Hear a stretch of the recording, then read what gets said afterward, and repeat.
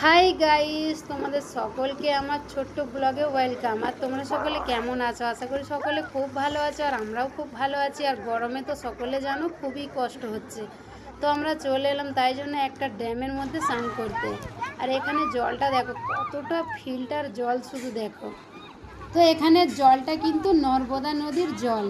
আর এই জলটা এতটা ফিল্টার ছিল যে তোমাদেরকে কি বলবো। আর এই ড্যামটা কিন্তু আমার ছেলের কলেজের কাছাকাছি। আমার ছেলে যায় আজুয়ার দিকে কলেজে, আর আজুয়ার দিকেই কিন্তু এই ড্যামটা পড়ে।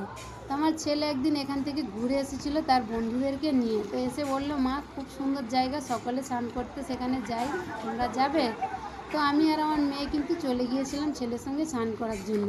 আর দেখো কতটা সুন্দর, দেখতে পাচ্ছ? এখানে কিন্তু আসতে গেলে বেশি তো দূরে নয়, 15 কিলোমিটার দূরে, তাই জন্য আমরা চলে গিয়েছিলাম। আর একটা পয়সা লাগে না, যেহেতু বাইকে করে তো চলে গিয়েছিলাম।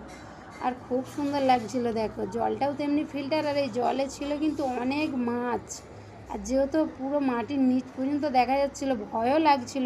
আর যেহেতু খুবই গরম ছিল, অনেক গরমকালে কিন্তু আমরা এখানে গিয়েছিলাম।